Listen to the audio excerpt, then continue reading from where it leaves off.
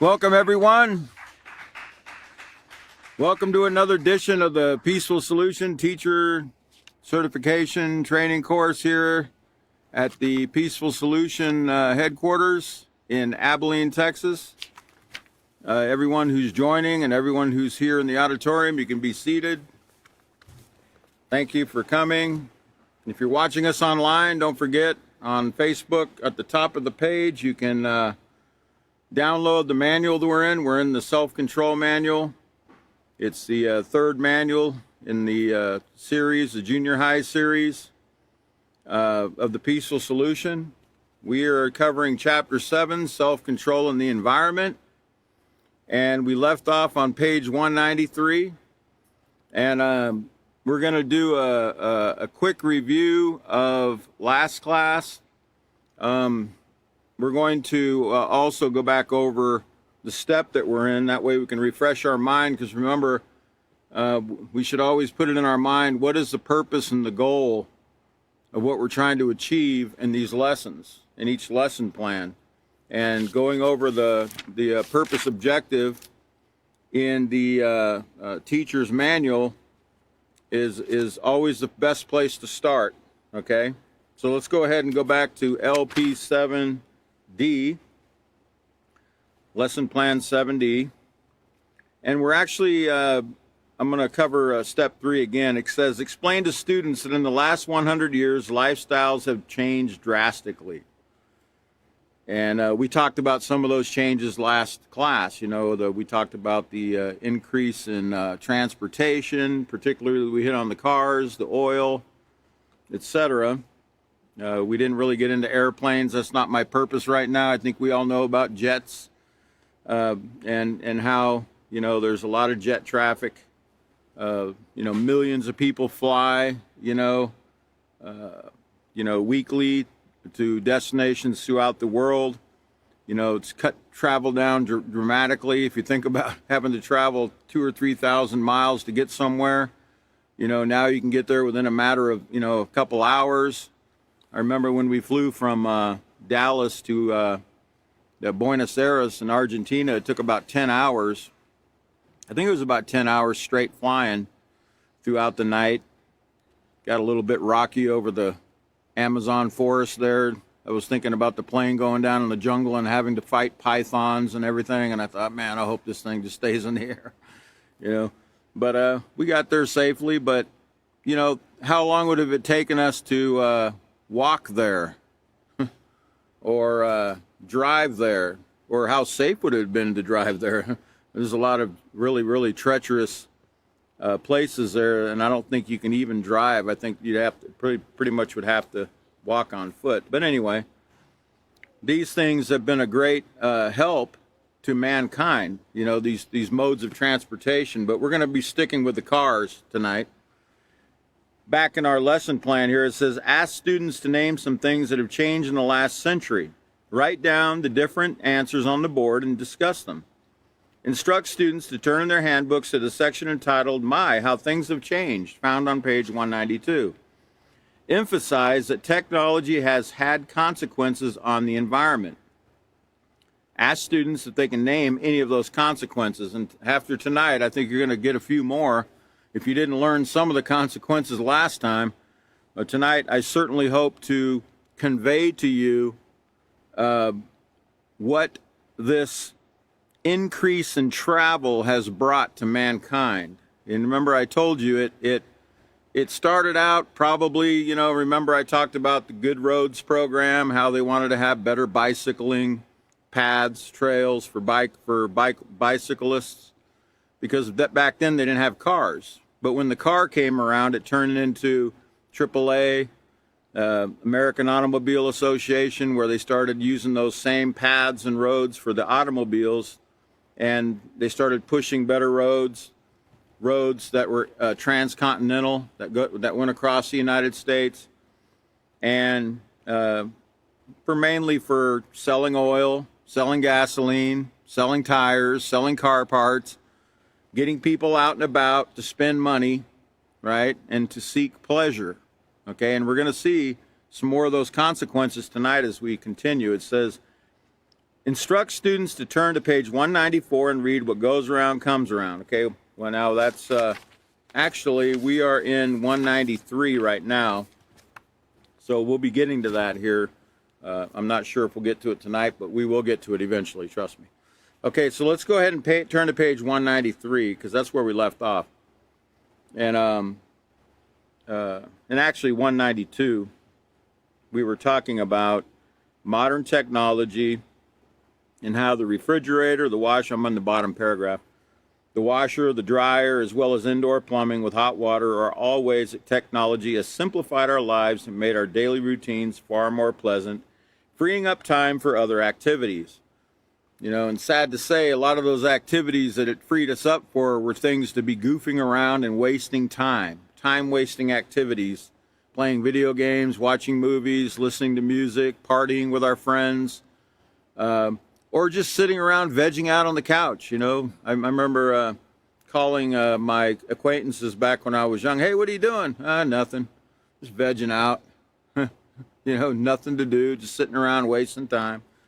So probably would have been better if they had to go out and chop some wood for the fire, you know, or any of the other daily chores that they had to do back in the 20s, the 30s.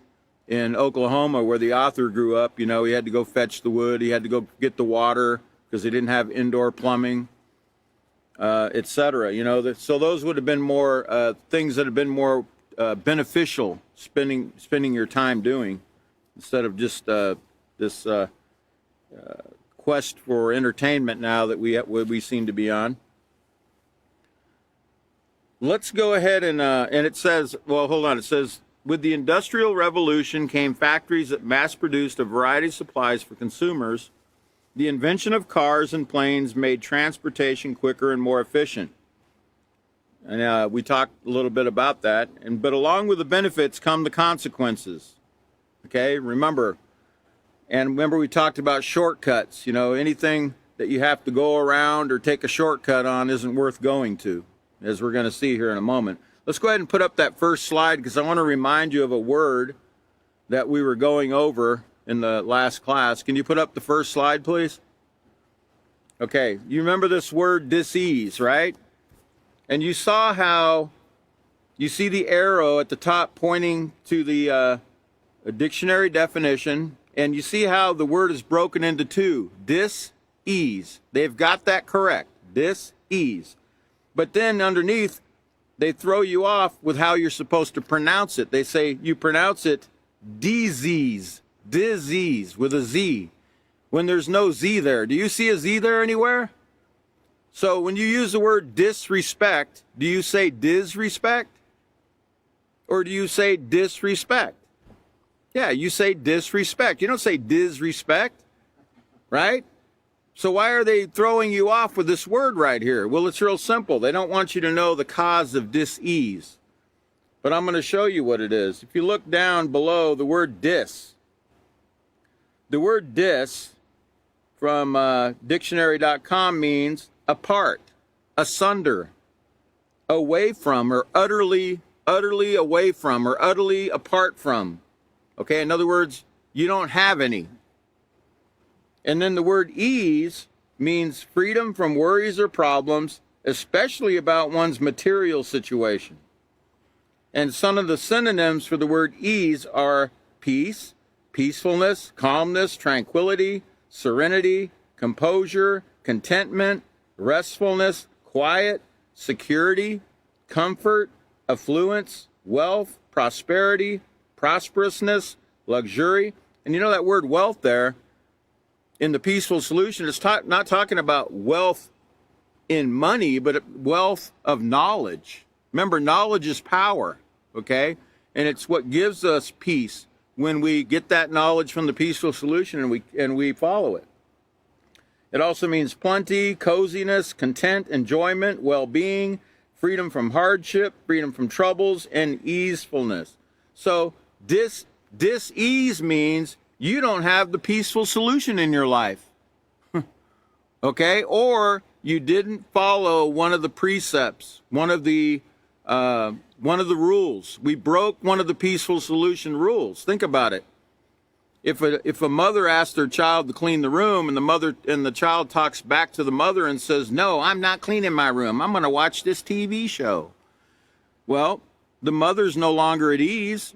In fact, she's at dis-ease now because her child shouldn't have told her no. Her child should have said, "Yes, Mom." Or the child could have said, "Mom, can I do it after I watch the program?" She could have asked her mother, or he could have asked her mother. But because the rules were broken and disrespect was shown to the mother, she's no longer at ease. Her mind is no longer at ease. And her body is also no longer at ease because she's probably very uptight now, right? Because of something that took place that should have never taken place. It's not a peaceful solution thing to talk back to your mother. That's how dis-ease comes. It comes in the mind and the body from actions that we take that are against the peaceful solution. Let's go to slide 2. We were talking about a road. Remember the road, Route 66. I'm gonna show you the end of the trail here tonight for Route 66. But if you remember, it was the father of Route 66, Cyrus Avery, was a business person, oilman, and highway commissioner who lived in Oklahoma. Okay, and the reason he named it Route 66 is because he was into numerology, and he said, hey, that number 66, really is a number that brings, it's supposed to bring material wealth and pleasure. So if we name it 66, we'll probably make a lot of money and people will have a great time, right? Think about it. People do things for really strange reasons, right? But everybody has belief systems. Everybody has some kind of belief system that they follow, or they have what they call superstitious practices, that they follow sometimes. And they do things not just on a whim, but they're planned out, okay? So let's go to the next slide. That Route 66, remember it was a route from Chicago, Illinois to Santa Monica, California, and it was about 2,448 miles stretch, okay? And it went through all these states you see right here. You see the route, or Route 66.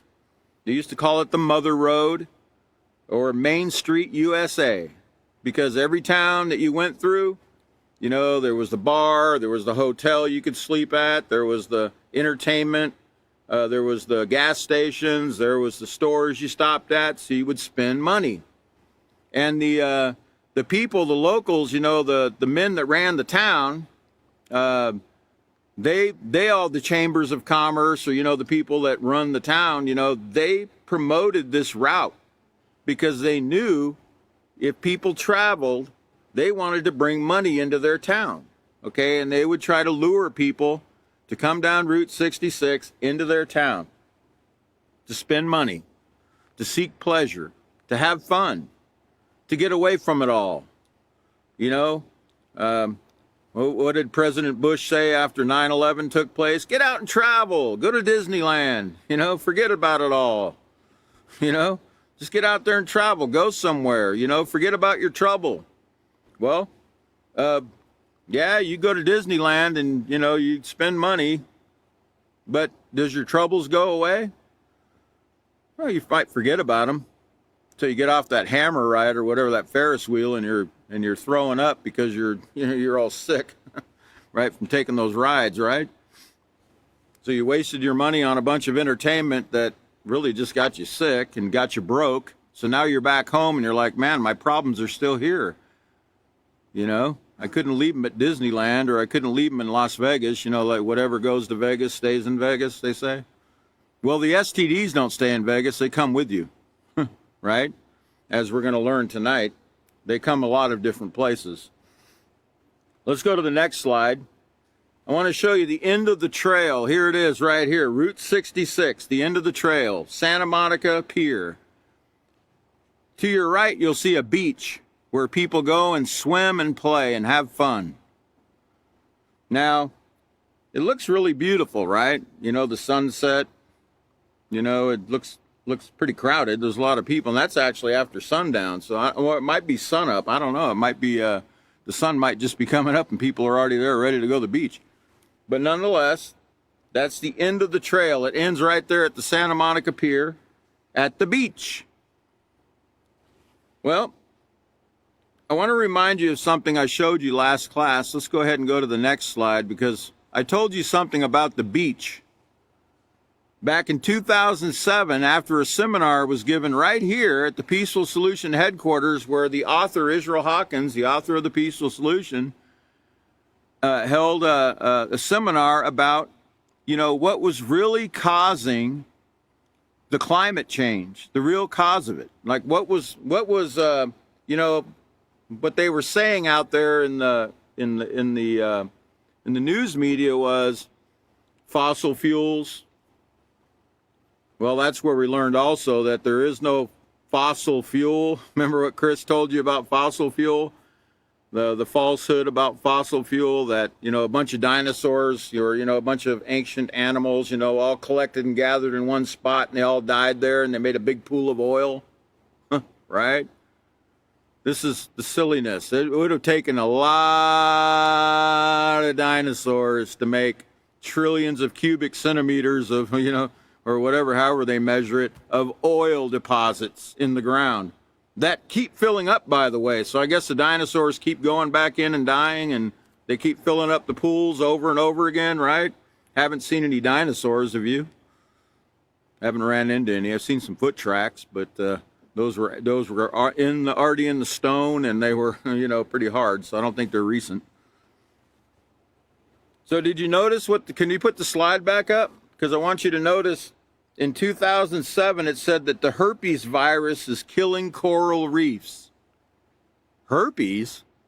I thought that was that nasty cold sore you got on your mouth, once in a while if you had herpes, and you had a little outbreak and, you had to kind of cover it with something, or, the girls put makeup over it, or, the guys just got to kind of ride it out, I guess, But it's cold sore, But there's herpes simplex and other forms of herpes, but it's an STD. It's a sexually transmitted disease. And how in the world did it get in the coral? I know they call them coral beds, but nobody's sleeping with the coral reef, right? At least humans aren't. Okay, so how does coral reefs get herpes? Let me read this to you. It says corals get cold sores too. Only for corals, a herpes virus infection isn't just annoying. It can be lethal, and it and other diseases are possibly a great factor in the deaths of coral reefs that humans are causing throughout the world's oceans, new research shows. Key, did you see what the cause is? Humans. Human activity. Humans are the cause of coral reef getting herpes. Now, I have a limited knowledge of the coral reefs, but I do know enough to know that the coral reefs keep our oceans alive, okay? That they're very instrumental in the ocean's environment in not only protecting certain sea creatures that live around it and that thrive around it, but also it helps the oceans stay oxygenated, okay? They keep the oceans healthy. Well, if they've got a herpes virus, do you think they're going to be able to do their job? And this is not an isolated incident. There's many, many, many, many places where they have this virus in the coral reefs. And this was back in 2007. That was 15 years ago. Do you think the problem's gotten better? I don't think so. Have the morals? Has the education? The moral education, is it up now to where people understand that we're causing STDs to get into the coral reef? How many people do you think actually even know that, besides people that read this article right here 15 years ago? Or such other similar articles. Let's go to the next slide. Talking about Santa Monica, California, this was just yesterday. Was this yesterday? No, this wasn't the one yet from yesterday, but this is CBS News. It says, Los Angeles beaches closed after condoms and needles wash ashore. Condoms and needles? Washing ashore? Why'd they have to wash ashore? I thought they're already on the shore, right? I mean, if you know what goes on those beaches, I'm sure many of you have been to beaches, right, in your life? And there's many, many, many beaches here in Texas alone. You got Galveston, you got South Padre Island, which is a big, what do you call it, spring break, where all the young people, the college students go, and I can't even show you or talk about what they do on the beach. Thousands and thousands and thousands of people all crowded together, drinking and drugging and sexual activities galore just going on, and no one to stop it, man. No one even saying anything. No one even trying to, none of the authorities, none of the adults even saying, hey, you know, the beach is closed. You can't come here and do this kind of stuff. No, they promote it. They're promoting it. They're saying, yeah, come on to the beach. And the people that, the patrons there on the beach, you know, that sell the beer, that sell the alcohol, that own the bars, that have all the shops and stores on the beach, the souvenir shops, they want them to come. They want them to spend that money. So notice it says in Los Angeles, by the way, which Santa Monica is in Los Angeles, says 2 Los Angeles beaches were closed Thursday after hypodermic needles, condoms, and other waste washed ashore, and excessive bacteria levels were found in the water. Bacteria, and I'm sure it was harmful bacteria. Okay, not bacteria that is there to protect you, because there are the bacteria that are actually beneficial for you. That's why you have to be careful about antibacterial soap, because antibacterial soap, you know, the dish soap or the hand soap, it doesn't know how to differentiate between the great healthy bacteria and the bad bacteria, and it kills it all.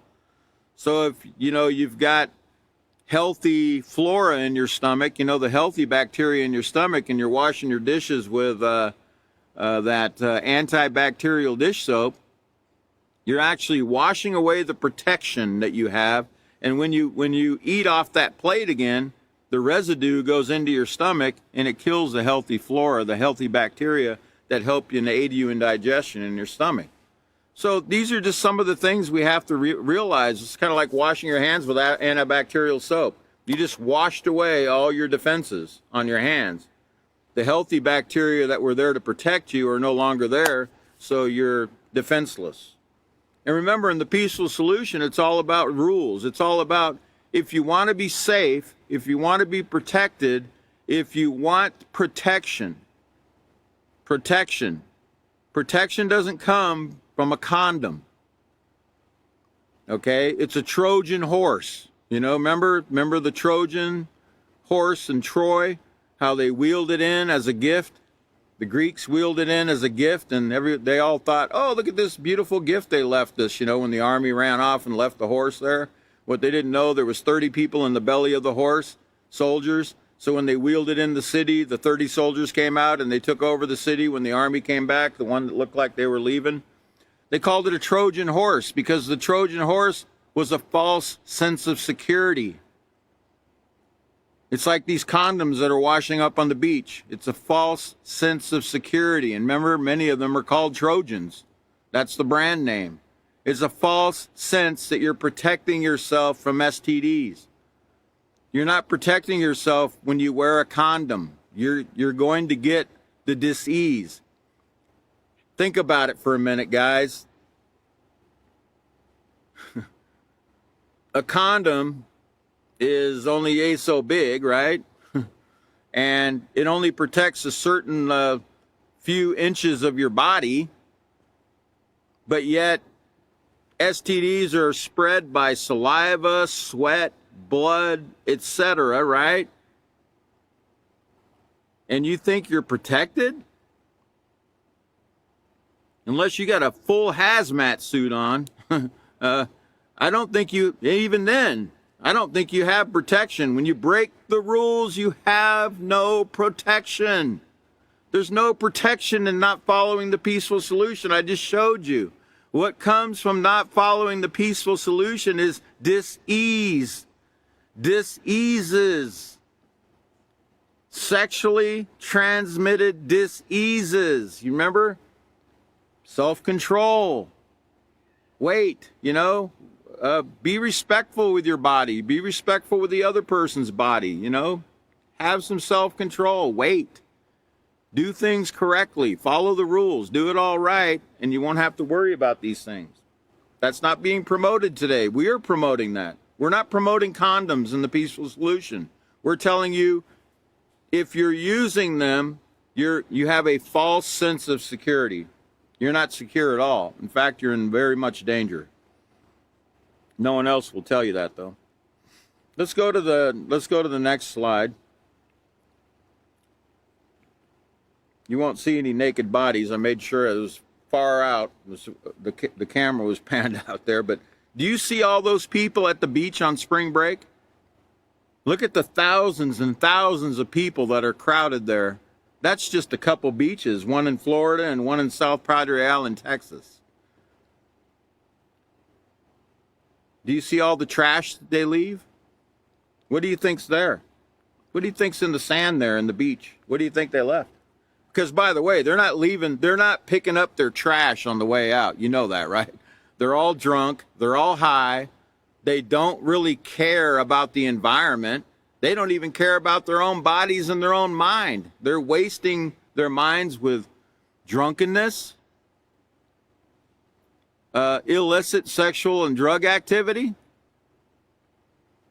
They're not going to care about picking up their hypodermic needles or their condoms or their cups they've been drinking out of. By the way, I never thought about any of this when I was before I came to the Peaceful Solution. Okay, I'm going to admit, these people that are partaking in this, they don't know what I'm telling you right now. If they did, they would think twice about what they're doing. Even just the cups that are laying there. What do people have in their saliva? DNA. STDs, right? And other harmful bacterias, right? And those cups are just laying in the sand. Do you think they died in the sand? Bacteria, viruses actually thrive where there's moisture. You know that, right? You do realize that? Viruses can live outside the body. Does everybody realize that? Get educated on it. Viruses can live outside the body, and actually they can also hibernate, as we're going to see here in a few minutes. They can hibernate for thousands of years until they're reactivated. Until they're reactivated by some kind of moisture, as we're going to see. So look at all, it said that the beaches, in Los Angeles, it said the beaches were closed because the hypodermic needles and the condoms were washing ashore. Well, they probably came from right here, because as we're going to learn soon, the water rotates. That plastic ends up in the ocean. So if the tide comes in here and picks up all this trash laying here on the beach, if somebody don't pick it up before the tide comes in, it's going to come and it's going to take all this stuff out into the water where the coral reef is. Where the coral reef is, right? How does the coral reef get herpes? How does the coral reef get any kind of STDs? Well, here you go. How many people that were at this beach that were practicing illicit sexual activities have STDs? You know what? 10 years ago, I venture to say 15 years ago, the last estimate I heard was 110 million people that go to a doctor in America have an STD. That's 110 million out of, back then it was only 200 and something million. It's now 330 million or so. 110 million people that go to a doctor that know that were diagnosed with an STD have an STD. And as the author of The Peaceful Solution said, with the morals the way they are, or the lack of morals, how many more are going to be diagnosed tomorrow morning with an STD? He said, you can safely say that everyone has an STD of some form or fashion. Because chlamydia, you know, it's an STD. It's a silent killer. Most people don't even know they have it, but millions of people have chlamydia. Herpes is another one that a lot of people have. There's a lot of STDs that are hibernating in people's bodies, and they don't know they have it yet.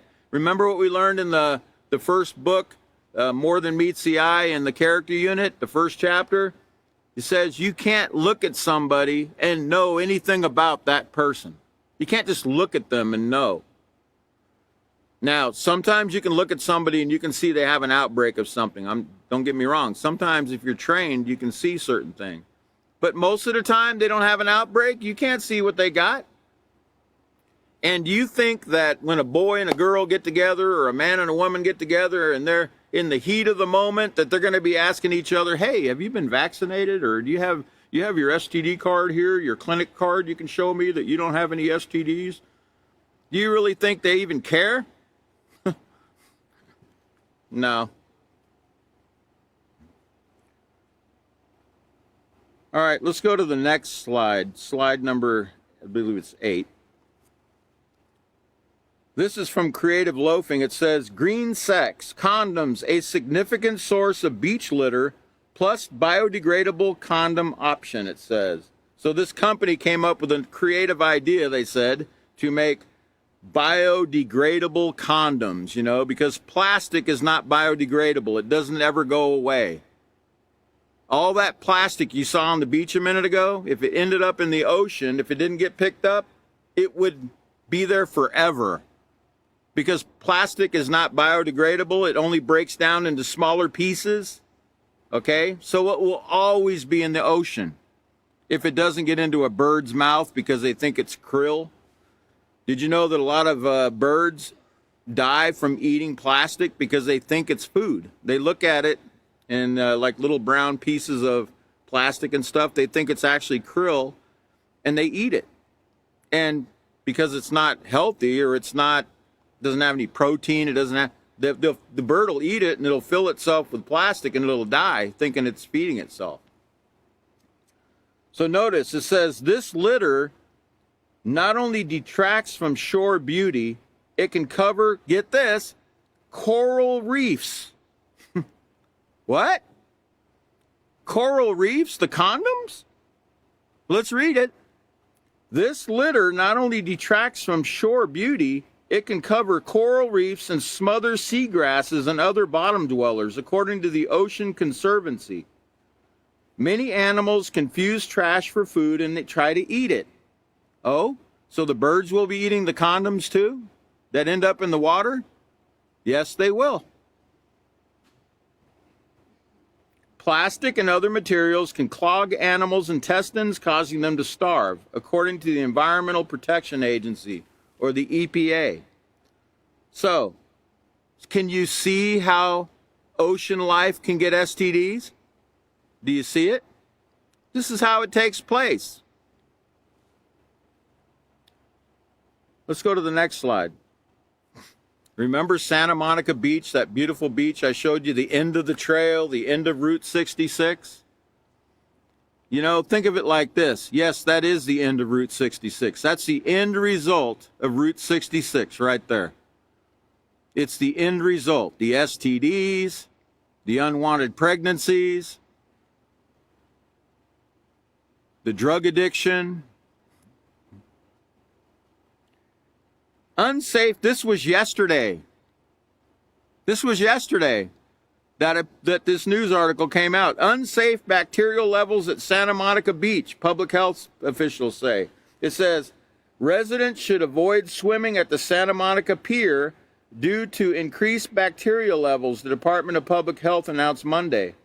A number of county searches have seen continued bacteria warnings only worsened by a massive sewage spill. Sewage?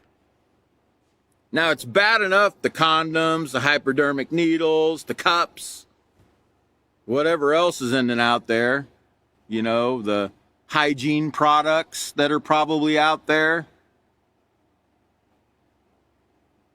If that ain't bad enough, the sewage is everywhere. You know why? Yeah, sometimes there's an accidental spill or two, but you know what?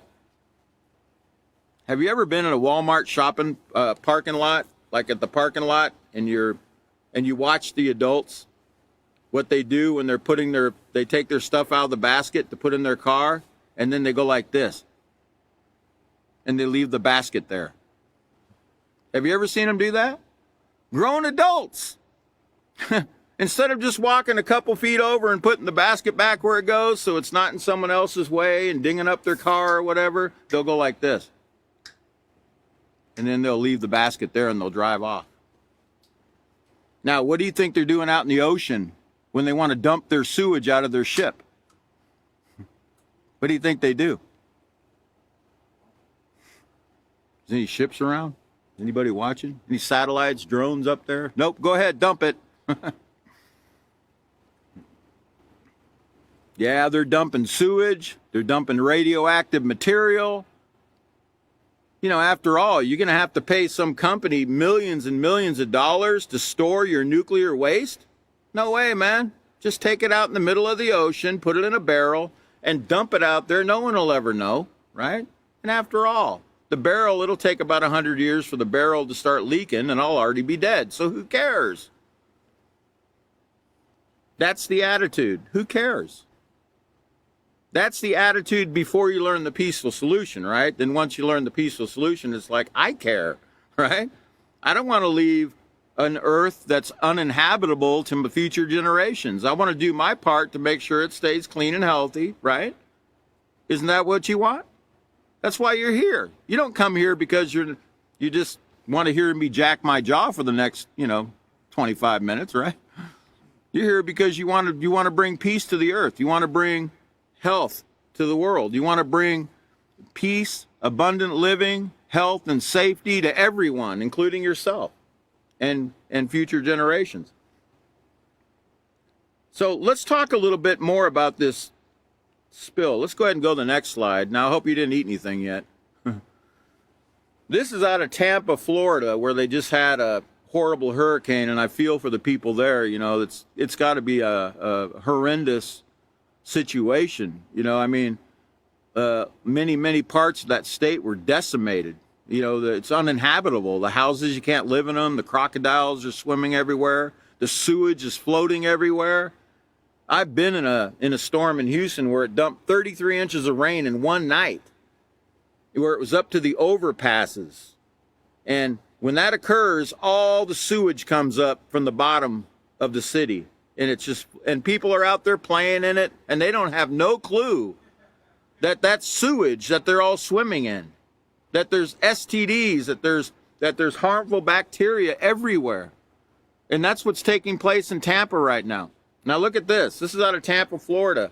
This man went to a beach in Tampa, Florida.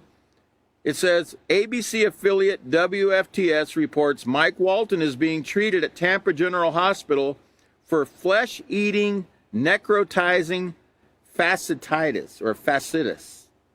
Necrotizing, meaning it's eating his skin. It's killing the skin. It's necro, meaning death. The skin is dying. It's eating it up.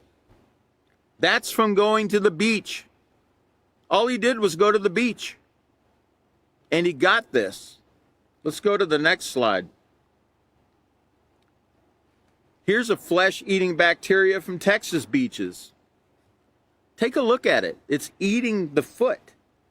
It's eating the flesh. The one on the right is a hand. It's a hand, or what's left of a hand. This is flesh-eating bacteria from the beach, from Texas beaches. I believe one of them is Galveston, and the other one was Crystal Beach. Let's go to the next slide. This is from, this one's out of, what was this? ABC News. This was out of,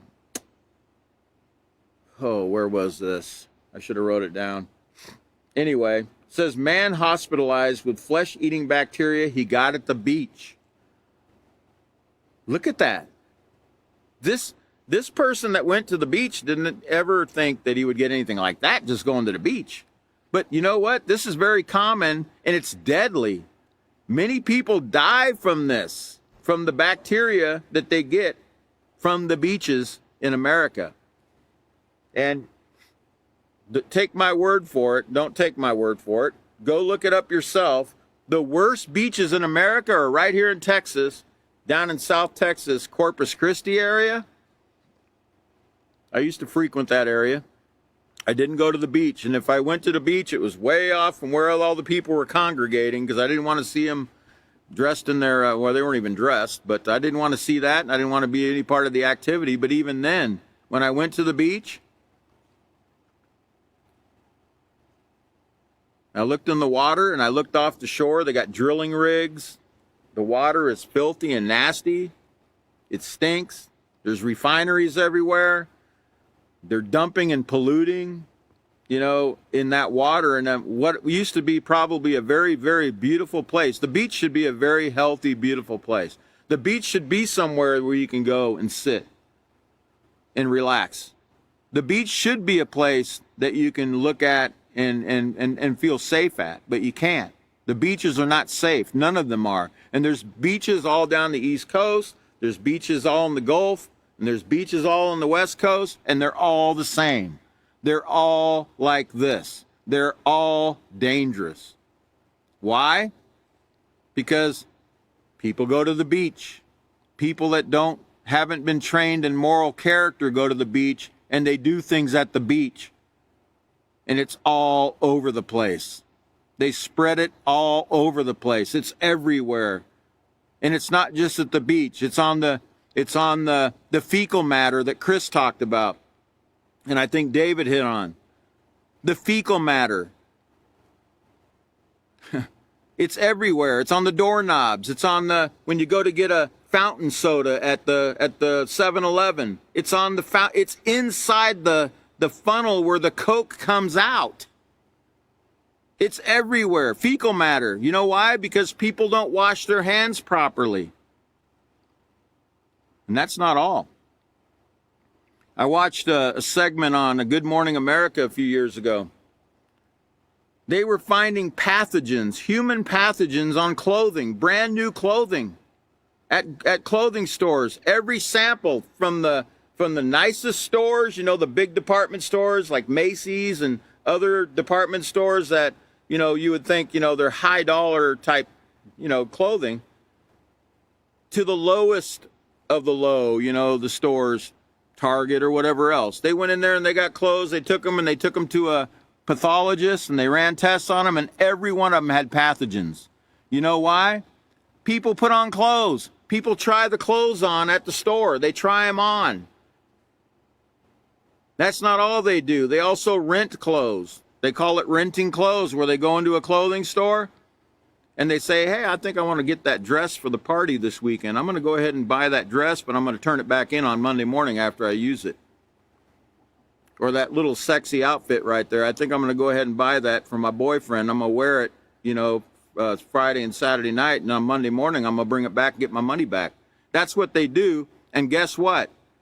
They showed them on hidden camera taking clothing that was returned with human,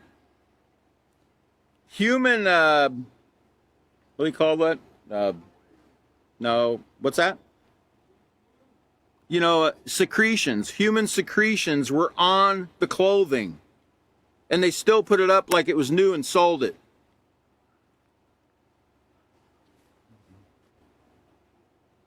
I got to be careful. It's a family-friendly show, right? But you can use your imagination. This is what's taking place everywhere. This is not restricted to any one place. It's everywhere the peaceful solution is not being taught. That's where it's at. This is what you're facing. Let's go to the next slide. There's a place I used to frequent right here. I used to live in Waikiki for a few months. It says flesh-eating bacteria could increase threefold at a popular Hawaii spot, Alawai Canal. It says raw sewage and debris fill the Alawai Canal near Magic Island Park across the street from Ala Moana Center. And just 3 blocks to the in the other direction is Waikiki Beach. Okay? This is Alawai Canal, and it's nothing but raw sewage. Okay? In paradise, they call it. And Hawaii is a beautiful place. It's very beautiful. But this is what's taken place because man has not been taught the Peaceful Solution Character Education Program. And they have no one to show them, hey, look what you're doing. Look what's taking place. This is all avoidable. It doesn't have to be this way. We can actually avoid it if we start caring, if we teach care to people.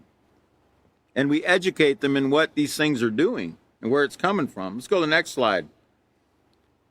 Now, I want to tell you something about sewage. One thing about sewage, you know, those guys that dump the sewage over the ship, they know there's creatures out there in the ocean to take care of that sewage.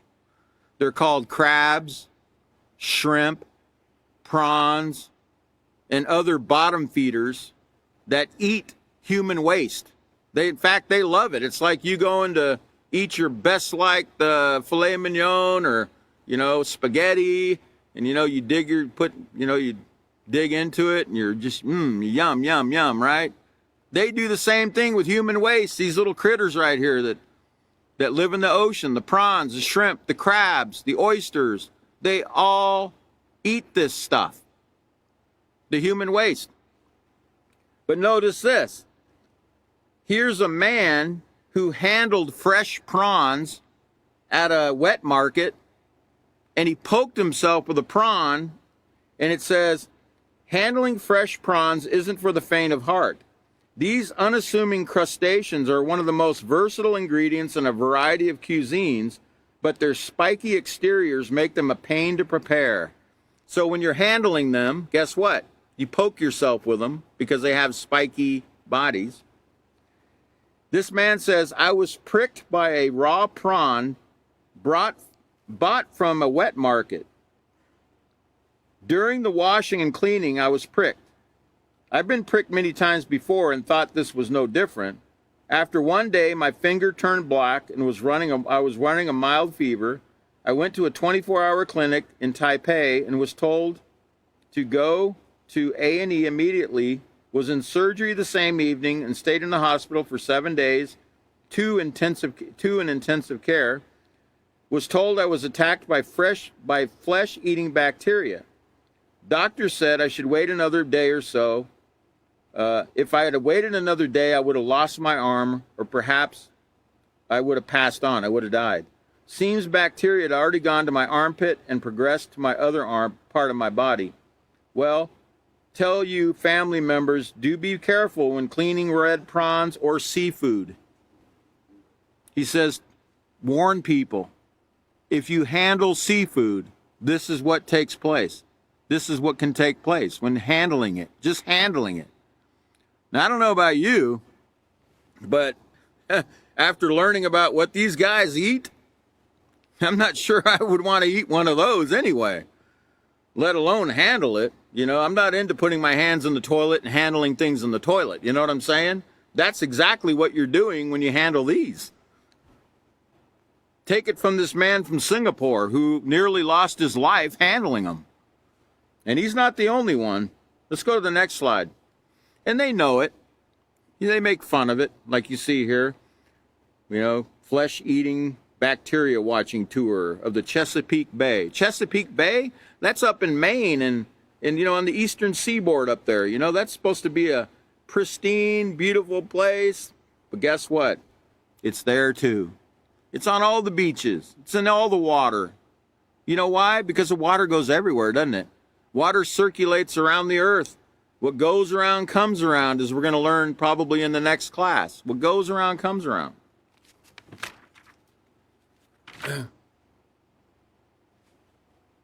Go to the next slide, please. This shows you here in this article that the soil ecosystems contain and support the greatest amount of biodiversity on the planet. A majority of this diversity is made up of microorganisms, most of which are beneficial for humans. However, some of these organisms are considered human pathogens. Notice, the soil is home to many pathogens. Some of these pathogens can directly affect humans, but many more are considered zoonotic diseases. That means they're passed from animals to humans, and I won't tell you how. You'll have to use your imagination. It's not the humans, it's not the animals that are the fault here. It's the humans that are doing silly things with animals that they shouldn't be doing, and they're creating these diseases, and they're in the soil. They're in the soil, in the dirt that you live on, that we all live in, on the earth. Let's go to the next slide.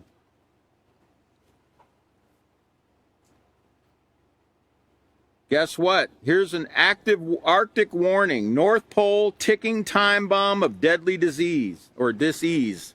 It says, as the planet continues to warm and the poles melt, some scientists have claimed the North Pole is a time bomb waiting to unleash more deadly diseases unto the world. He talks about in the second paragraph, doctors call it a novel coronavirus.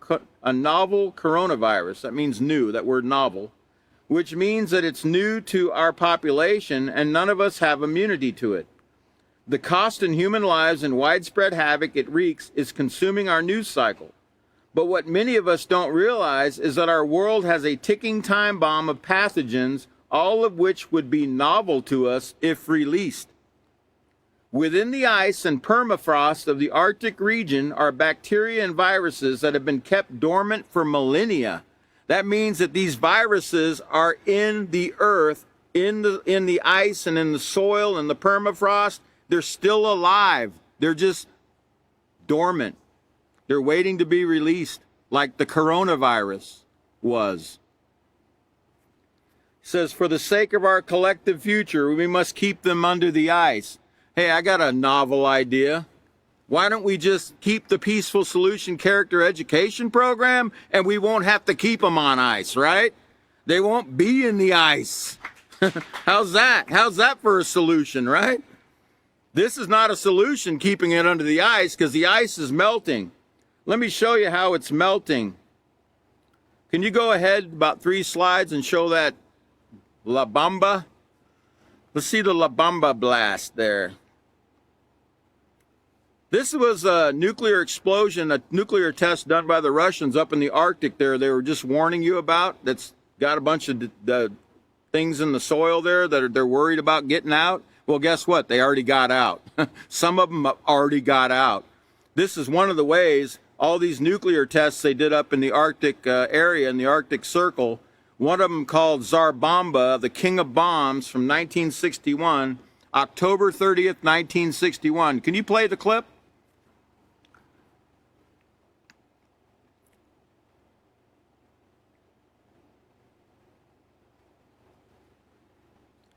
The Tsar Bomba nuclear test by the Soviet regime in 1961 shook the world.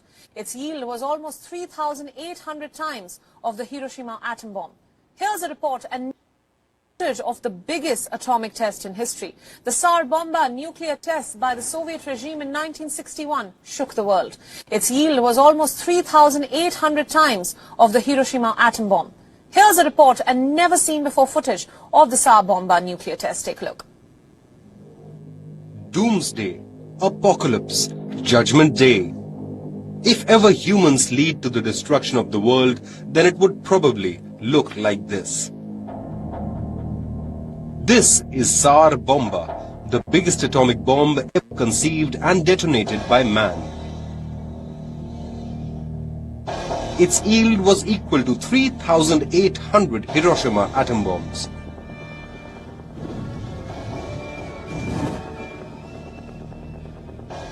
Humans had developed and tested this power nearly 60 years ago. The footage that you see had previously been classified. This is never seen before video of the deadly Tsar Bomba nuclear explosion conducted by the Soviet Union in 1961. Russian Rosatom State Atomic Energy Corporation has released this footage. It's part of a documentary to celebrate the 75th anniversary of the nuclear industry.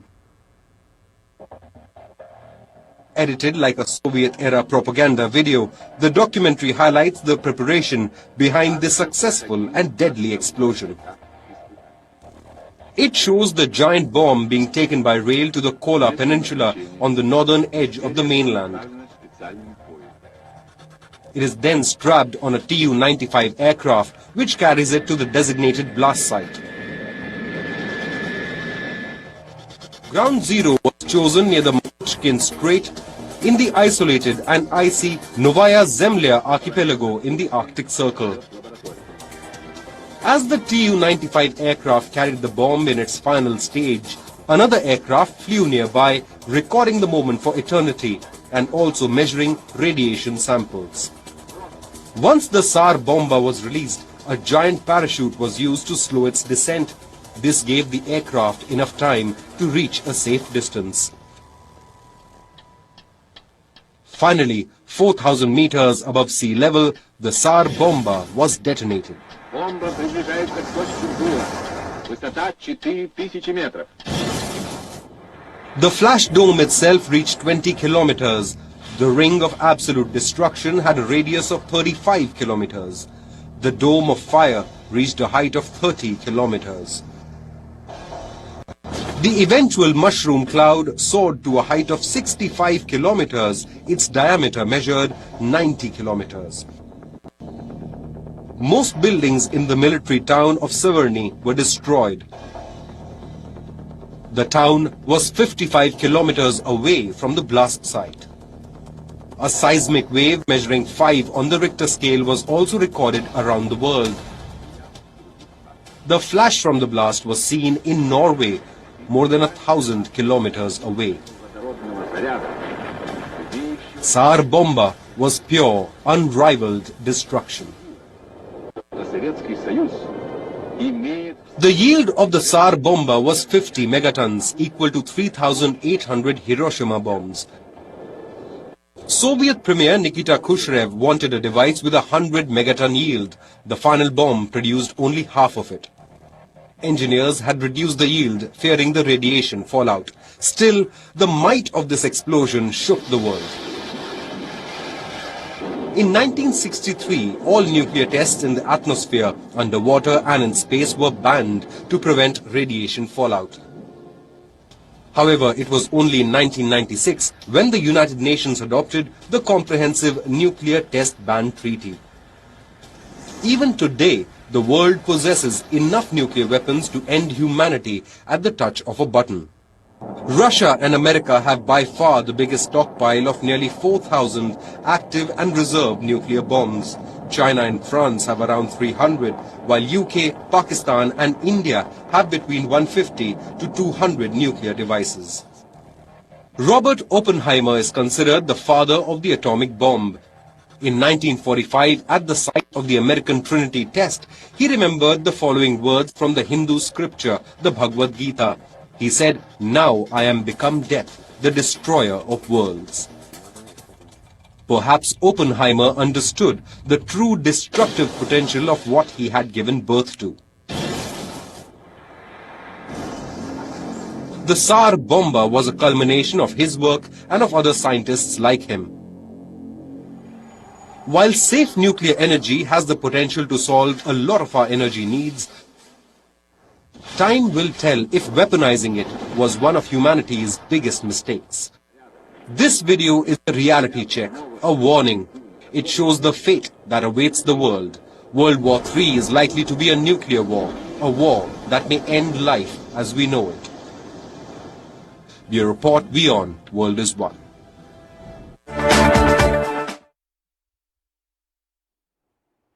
So what do you think that unleashed? That was only one test. You know, they did 1,054 atmospheric, underground, and above ground tests between 1945 and 1992 when the moratorium went into effect. And many of those blasts were done up in the Arctic region when the Russians were testing those bombs. You would not believe what's been released already. The coronavirus is only one of them. And they're warning that there's other things that are lurking under that permafrost in those dead animals and things that they're saying, you know, we don't know what's going to take place as it continues to melt. But at this time, my time has melted away.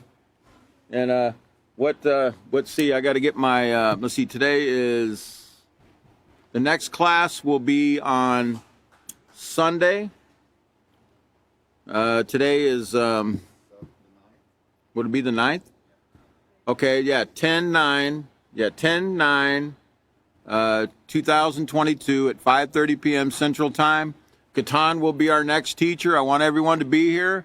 Remember, keep these things in mind. You know, be taking notes. These are things you can share with your students in the Peaceful Solution. Everybody have a very wonderful evening. We'll see you next class.